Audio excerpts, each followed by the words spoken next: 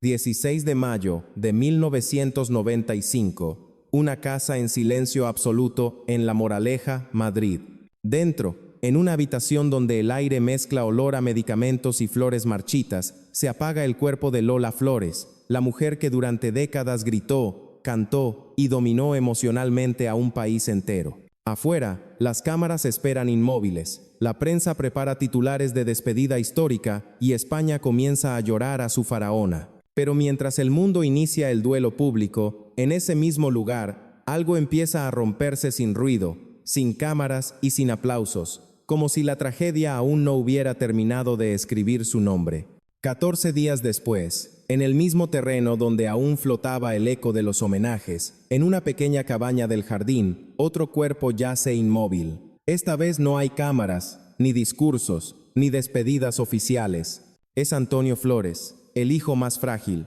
el más sensible, el que nunca aprendió a existir lejos de la sombra inmensa de su madre. Tenía 33 años, y con su muerte, el apellido Flores deja de ser solo leyenda para convertirse en herida abierta. Una herida que durante años se intentó cerrar con explicaciones simples sobre excesos, desorden y talento mal cuidado, versiones cómodas que nunca alcanzaron a explicar lo esencial de lo ocurrido. Nunca explicó por qué Antonio no sobrevivió ni siquiera 2 semanas sin Lola, ni por qué una familia rodeada de fama, dinero y amor terminó devastada en tan poco tiempo, ni qué tipo de vínculo puede unir tanto a una madre y a un hijo que cuando uno cae, el otro se queda sin aire. Casi 30 años después, las preguntas siguen incomodando, porque no se trata solo de una tragedia personal, sino de una relación marcada por una dependencia absoluta, donde el amor pudo convertirse en una carga imposible de sostener, donde aún hoy resuenan dudas sobre quién protegía realmente a quién dentro del clan Flores,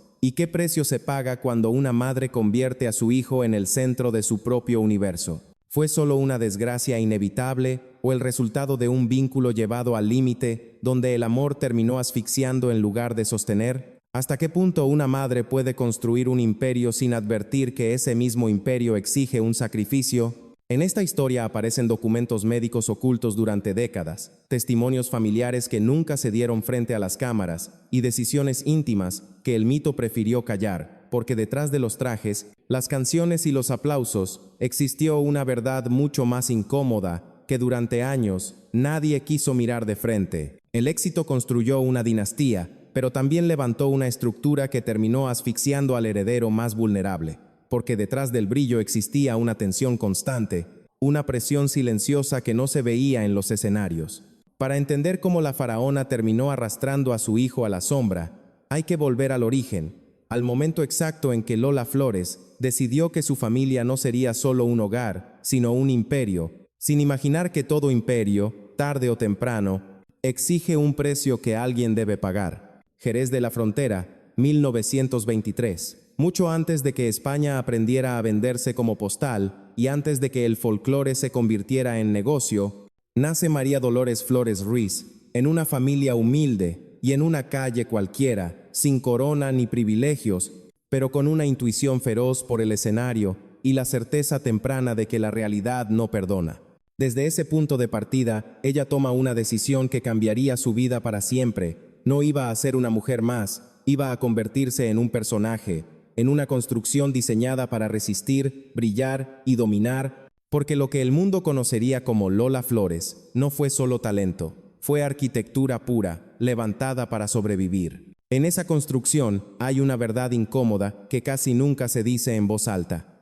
Lola no era gitana pura como muchos creyeron durante décadas, ella misma afirmaba tener apenas una cuarta parte de sangre, calé, heredada de un abuelo, vendedor de aceite, y aún así se vistió con esa identidad como si fuera piel, la convirtió en símbolo y la llevó al escenario con tanta fuerza que nadie se atrevió a discutirle el derecho, porque no fue solo una estrategia artística, sino un acto de supervivencia en una España pobre y marcada por el miedo, donde ser normal significaba perder, y donde para salir de la tierra había que convertirse en una criatura imposible, exagerar la edad, los relatos y las versiones hasta controlar el titular y con él el mito. Así, en los años 50 y 60, su nombre ya funcionaba como una máquina imparable, con contratos grandes, cifras enormes y giras que la convirtieron en un fenómeno impulsado por Cesario González, llevándola a hacerse millonaria, conquistar México, cruzar a Nueva York y seducir a públicos que no compartían su acento ni su historia,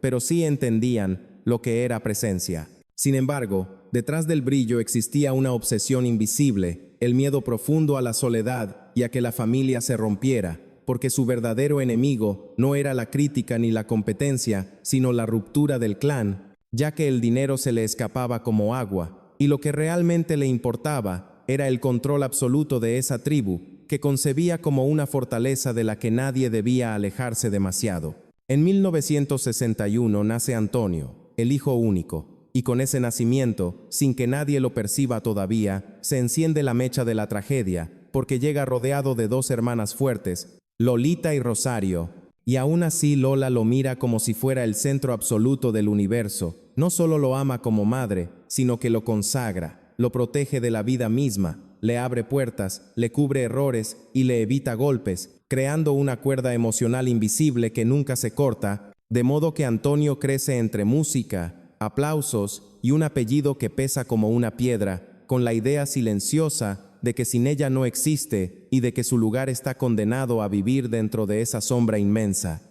Lola cree que lo está salvando y Antonio cree que la está adorando, pero sin darse cuenta, ambos construyen una dependencia que no perdona el vacío, porque cuando una mujer convierte su nombre en imperio, no todos los que viven dentro sobreviven igual, algunos brillan y otros se ahogan en el eco. A partir de aquí, la historia deja de ser solo la de una estrella, y se transforma en la de una casa donde nada es completamente libre, donde el amor también puede ser encierro, y para entender cómo esa fortaleza empezó a llenarse de fantasmas, es necesario entrar en la parte que nunca se anunciaba en los escenarios, el matrimonio, los pactos silenciosos y las sombras que se movían detrás de las puertas cerradas. Madrid, 27 de octubre de 1957, 6 de la mañana. Una hora que no pertenece a las bodas sino a las fugas. Mientras la ciudad duerme, un coche avanza hacia el Escorial con los cristales empañados, el corazón apretado y el miedo marcando el ritmo. No hay flores, ni música, ni fotógrafos, solo prisa y 22 invitados, contados como si cada presencia fuera un riesgo. Cuando María Dolores Flores Ruiz firma como Lola Flores, lo hace con la misma mano con la que después dominaría escenarios, pero con un temblor invisible para el público, porque ese matrimonio no nace de la ternura, sino de una amenaza, de un contexto donde el amor se convierte en trinchera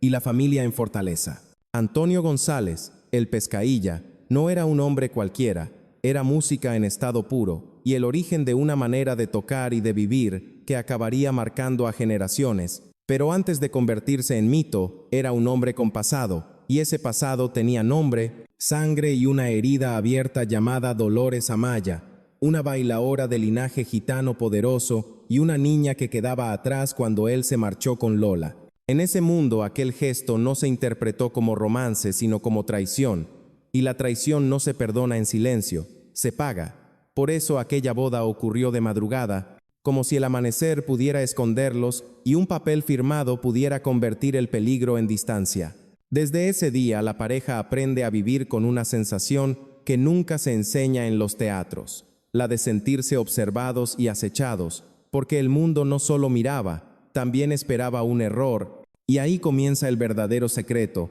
que no cabe en las fotos oficiales, ya que el público veía a una reina del folclore y a un esposo que parecía sostener el cuadro perfecto, pero dentro de esa casa la realidad era otra. Lola no era una esposa que se apaga para que el marido brille, era el motor, la economía y la autoridad, mientras el Pescailla, con su genio y su orgullo, aceptaba un lugar reducido, no por debilidad, sino porque el huracán que tenía al lado no dejaba espacio para nadie más. Con los años, lo que parecía un matrimonio terminó convirtiéndose en un pacto silencioso, casi político, donde lo único verdaderamente sagrado era que el clan no se rompiera, porque la calle podía hablar, la prensa insinuar y el mundo inventar, pero la casa debía mantenerse en pie a cualquier precio. Para lograrlo, se negociaron cosas que nunca se dijeron en voz alta: la imagen, el deseo, la soledad, y en ese espacio apareció Antonio Carrasco, el Junco, Un bailarín de su compañía, que entró sin anunciarse y sin ocupar titulares, pero que se quedó más de 20 años, no como una aventura pasajera, sino como una segunda vida, el lugar donde Lola dejaba de actuar para el público y podía respirar lejos de los aplausos. No se trató de un escándalo fácil, sino de la historia de una mujer que lo tenía todo, excepto un espacio donde bajar la guardia, porque con el Pescailla el amor existía, pero se había enfriado, y con el Junco apareció una intimidad distinta, que no necesitaba escenario, una cercanía silenciosa que Lola llegó a explicar de forma brutal al decir que una cosa era el cuerpo y otra el cariño, frase que revelaba una estructura emocional que marcó a todos los que vivían cerca, ya que los hijos crecieron dentro de un teatro familiar, donde cada quien tenía un papel asignado, el padre como presencia respetada pero eclipsada, la madre como reina absoluta y un amor oculto, flotando en el ambiente, como un perfume que solo algunos sabían reconocer. Antonio, el hijo único, absorbió ese mundo con una sensibilidad peligrosa. Observó a su padre ceder espacio y a su madre ejercer el mando absoluto, aprendiendo sin palabras que el amor podía significar obediencia, que la familia podía ser control y que la felicidad a veces era solo una representación para que nadie atacara desde fuera. Creció admirando a ambos mientras intuía que algo no encajaba del todo, una grieta detrás del decorado, y cuando un niño crece buscando una verdad que nadie nombra, lo que se forma dentro no es calma sino ansiedad, una necesidad de pertenecer sin saber dónde, porque un hogar sostenido por silencios no enseña a hablar, enseña a aguantar. Antonio ya venía marcado por la devoción absoluta de su madre, y además recibió un mensaje involuntario aún más pesado, que él era el centro emocional del clan, pero también su guardián, el que no podía fallar ni romper el mito, de modo que sin golpes visibles, ni titulares, ni tragedia abierta, quedó sembrada la semilla, porque la cama matrimonial dejó de ser solo una cama, para convertirse en un escenario de acuerdos silenciosos, y los hijos crecieron respirando esa tensión como si fuera aire normal, una verdad que nadie contó en los homenajes, que el Imperio Flores no se construyó solo con talento, sino también con miedo, pactos y una fragilidad escondida que terminaría pesando más que cualquier aplauso. Hay un punto exacto en la vida de Antonio Flores, donde todo cambia de dirección y no ocurre en un escenario, ni en un estudio de grabación, ni bajo la sombra protectora de su madre, ocurre lejos de casa, lejos del apellido y del privilegio, cuando el Estado lo arranca de su burbuja y lo arroja a un lugar donde no existe la faraona ni la indulgencia, un quiebre llamado servicio militar, que a finales de los años 70 no era una formalidad, sino una ruptura violenta con la identidad previa, especialmente para un joven criado entre artistas, horarios caóticos y una libertad casi absoluta, porque el cuartel no lo fortalece, lo desarma y marca el comienzo de algo que ya no tendría vuelta atrás. Dentro del cuartel, Antonio deja de ser el hijo protegido y se convierte en un número sometido a órdenes secas, humillaciones cotidianas y una disciplina pensada para quebrar voluntades, un choque que no lo hace más fuerte sino más vulnerable, porque allí descubre un mundo paralelo que nadie quiere recordar cuando habla de deber, un entorno donde las sustancias circulan sin advertencias y anestesiarse es una forma de sobrevivir, en una España atravesada por una epidemia silenciosa, donde la heroína estaba presente en bares, calles y también en los cuarteles, y Antonio, con una sensibilidad extrema y una identidad aún frágil, no consume para celebrar sino para apagar el ruido interior, preguntándose quién es sin su madre y si vale por sí mismo o solo por el apellido que carga. Cada intento artístico de Antonio comienza a ir acompañado de una duda corrosiva, si los aplausos eran por lo que hacía o por quién lo había parido, y cuando Lola descubre lo que está ocurriendo reacciona como siempre, desplegando todo su poder con centros de rehabilitación, encierros voluntarios, médicos, vigilancia constante y amigos convertidos en guardianes, pero nada funciona porque el problema no está fuera sino dentro, y por primera vez en su vida Lola se enfrenta a algo que no puede controlar, ya que puede dominar teatros, prensa y productores, pero no puede entrar en la mente de su hijo ni apagar el vacío que lo consume. Hubo una escena que la familia recordaría siempre como el punto más bajo, Antonio atravesando una crisis profunda, con el cuerpo pidiendo alivio y la mente desbordada, mientras Lola, rota y sin herramientas, gritaba algo que no era una amenaza, ni una manipulación, sino una confesión desesperada, que si eso lo estaba destruyendo, ella quería entenderlo, y que si él caía, ella caía con él. Palabras dichas desde el amor, pero recibidas como una carga imposible, porque desde ese instante, Antonio no solo luchó contra su propio vacío, sino también contra la culpa de ver a su madre consumirse por salvarlo, iniciando un círculo donde cada recaída ya no era solo un fracaso personal, sino una herida directa al corazón de la mujer más importante de su vida. Así se fue cerrando el círculo. Cuanto más intentaba Lola protegerlo, más pequeño se sentía Antonio, y cuanto más pequeño se sentía, más necesitaba huir, hasta que lo que comenzó como un shock en el cuartel se transformó en una enfermedad del alma que no se veía en fotos, ni en discos, ni en aplausos, avanzando en silencio mientras el apellido Flores dejaba de ser solo arte para convertirse en industria. A finales de los años 80, el golpe no llegó desde un escenario ni desde un camerino. Llegó en forma de un sobreoficial con membrete del Estado, Hacienda, una humillación fría que dejó a Lola completamente expuesta frente a números, plazos y leyes modernas, para las que nunca estuvo preparada. Entre 1982 y 1985, el Estado español concluyó que Lola Flores había dejado de declarar ingresos millonarios, no errores menores, sino cientos de millones de pesetas que sobre el papel convertían a la mujer más popular del país en delincuente fiscal. Y la prensa encontró rápido el apodo perfecto, Lola de Hacienda, una ejecución pública que borró a Lola de España. El juicio fue un espectáculo cruel de cámaras y titulares diarios, con Lola sentada en el banquillo maquillada a medias, el rostro cansado y llorando sin pudor, y cuando pronunció aquella frase histórica de que si cada español le daba una peseta, podría pagar la deuda, el país entero se rió, sin entender que detrás de la burla había una artista de otra época enfrentada a un sistema que no perdonaba la ingenuidad. La sentencia fue clara, multa millonaria y pena de prisión que solo podría evitarse pagando,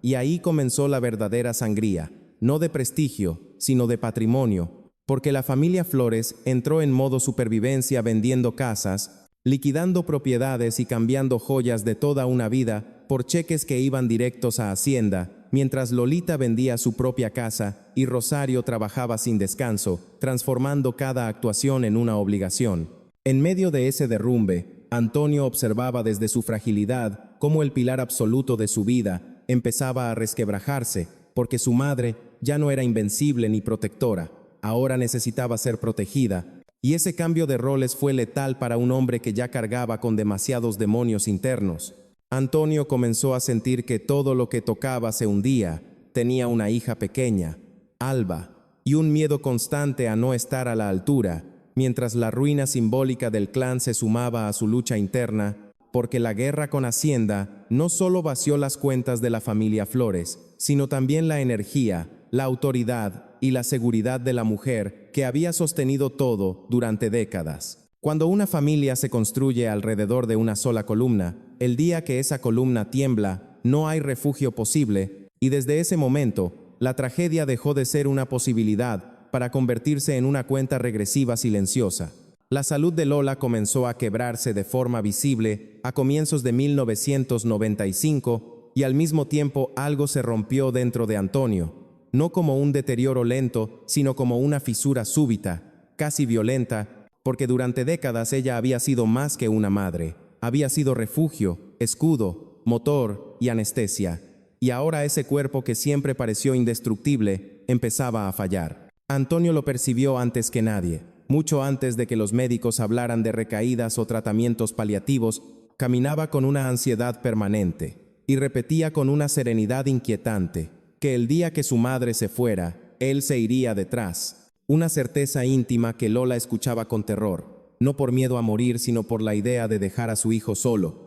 Los últimos meses fueron una tregua cruel, Lola cada vez más débil pero aferrada al control, dando órdenes desde la cama, marcando horarios, visitas y silencios, mientras Antonio no se separaba de la casa, dormía poco, comía menos y alternaba pastillas para calmar la ansiedad con alcohol para apagar la cabeza, convertido en un cuerpo en pausa que esperaba un golpe que sabía inevitable. El 16 de mayo de 1995, ese golpe llegó cuando Lola murió en el Lerele, la fortaleza que había construido como escenario final, y mientras España entera entraba en duelo y las televisiones interrumpían su programación, dentro de esa casa, el ruido del mundo dejó de importar, porque Antonio acababa de perder el único eje que daba sentido a su existencia. Cuando le dieron la noticia, Antonio no lloró, gritó, un grito seco y animal seguido de un estallido de furia que lo llevó a golpear una pared con tanta fuerza que se fracturó la mano derecha. El yeso llegó rápido, pero el daño real estaba mucho más adentro. Se negó a ver el cuerpo de su madre, se negó a asistir al entierro y se negó a compartir el duelo con nadie, encerrándose en la cabaña del jardín que había sido construida para protegerlo del mundo y que ahora se transformó en una celda silenciosa. Allí pasaba las horas mirando al vacío, sin dormir, sin comer y casi sin hablar, mientras quienes lo veían repetían la misma frase, que parecía un fantasma caminando dentro de una casa que ya no reconocía. Mientras fuera la familia Flores recibía homenajes, flores, cámaras y aplausos tardíos, Antonio se apagaba en silencio porque la mujer que había contenido todos sus miedos ya no estaba. Sin ella, todo lo que había logrado mantener a raya durante años comenzó a desbordarse. La ansiedad se transformó en pánico, el dolor en culpa y la dependencia en un vacío absoluto. Ese fue el verdadero inicio del final. No un acto repentino ni una decisión consciente, sino una caída lenta y continua, marcada por la certeza de que el vínculo que lo mantenía en pie se había roto para siempre. Aunque nadie lo sabía aún, en esa casa silenciosa, el desenlace ya estaba escrito. Durante los 14 días que siguieron a la muerte de Lola Flores, el tiempo dejó de comportarse como tiempo para Antonio. No avanzaba ni retrocedía, simplemente se acumulaba, pesado y espeso, mientras él vivía suspendido entre la vigilia y el agotamiento, como si su cuerpo siguiera funcionando por inercia y su mente ya se hubiera marchado con ella. Del 16 al 30 de mayo de 1995, apenas comió y casi no durmió. Caminaba por el Lerele con el brazo derecho escayolado, los ojos ocultos tras gafas oscuras incluso de noche, la barba crecida y el rostro hinchado, hablando poco y mal, mezclando recuerdos, frases inconexas y promesas sin destinatario, atrapado en un estado donde la calma aparente escondía una ausencia profunda. A ratos parecía tranquilo y a ratos completamente ausente, pero aún así el 26 de mayo decidió cumplir y subió a un escenario en Pamplona para presentar Cosas Mías.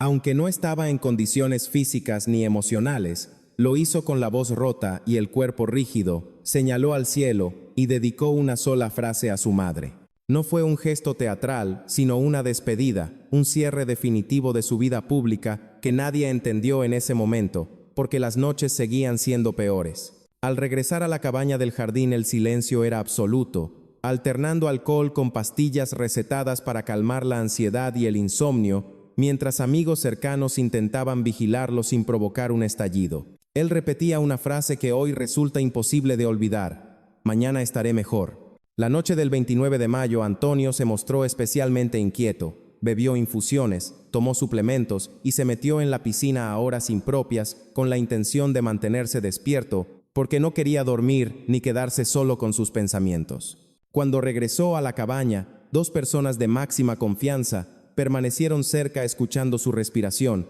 convencidas de que por fin había logrado descansar. A la mañana siguiente el silencio fue distinto, demasiado largo, y cuando la puerta se abrió, el cuerpo de Antonio yacía inmóvil sobre la cama. Tenía 33 años, y la noticia volvió a sacudir a España, no con incredulidad, sino con una sensación amarga de inevitabilidad que muchos ya temían, pero nadie había querido pronunciar. Durante décadas, el relato público simplificó lo ocurrido con Antonio Flores, reduciéndolo a una historia rápida de exceso y dolor, pero años después, los documentos médicos revelados por su hija Alba mostraron otra realidad mucho más compleja. No hubo una decisión consciente, ni un acto deliberado, sino un colapso orgánico provocado por una combinación letal de sustancias legales e ilegales, acumuladas en un cuerpo exhausto, con el sistema nervioso y el corazón profundamente debilitados. El alcohol potenció los sedantes, los estimulantes forzaron un organismo sin reservas y los analgésicos interactuaron de forma peligrosa, sin nota final ni gesto dramático, solo una suma de desgaste físico, químico y emocional imposible de sostener. Cuando llegaron los servicios de emergencia, la escena ya estaba definida y en medio del caos, una frase atravesó la casa como una certeza brutal. No fue pensada ni calculada, fue instinto puro. La comprensión inmediata de quién aún podía salvarse y quién no. En ese instante, la familia entendió por fin lo que Antonio llevaba 14 días repitiendo sin que nadie quisiera escucharlo, que 2 muertes en 2 semanas no eran una coincidencia, sino el derrumbe de 2 columnas de una misma historia. Un apellido devastado por un vínculo tan intenso que al romperse no dejó espacio para la reconstrucción, solo para el silencio que quedó habitando cada rincón de la casa. Después de la muerte de Antonio, la casa de los Flores quedó habitada por una ausencia que no sabía callarse. El duelo no fue ordenado ni silencioso, sino un derrumbe lento, íntimo y descontrolado, donde cada miembro de la familia reaccionó de una forma distinta, pero todos quedaron marcados por la misma sensación, la de haber sobrevivido a algo que no se suponía que pudiera sobrevivirse. Lolita fue la primera en caer, pasó casi 1 año y medio encerrada, bajando persianas, escuchando canciones antiguas y bebiendo whisky sin medir el tiempo, hasta admitir sin adornos que bebía. Dormía a ratos y despertaba siempre con la misma pregunta clavada en el pecho: ¿por qué él y no yo? ¿Por qué seguimos aquí? Fue una frase infantil la que rompió ese ciclo, cuando su hija Elena, con apenas 8 años, la miró un día y preguntó si no estaba bien. Un gesto pequeño que se convirtió en punto de quiebre y llevó a Lolita a pedir ayuda y quedarse. Rosario vivió el duelo de otra manera, más silenciosa y funcional. Continuó trabajando y cumpliendo compromisos mientras por dentro algo se apagaba. Años después admitiría que una parte de ella murió junto a su hermano, que hubo días enteros en los que no sentía nada, hasta que el embarazo de su hija Lola llegó no como solución sino como ancla, una razón para resistir cuando el cuerpo ya estaba cansado de hacerlo. Si esta historia te hizo reflexionar, escribe en los comentarios qué parte te marcó más. A veces recordar también es una forma de entender y sanar.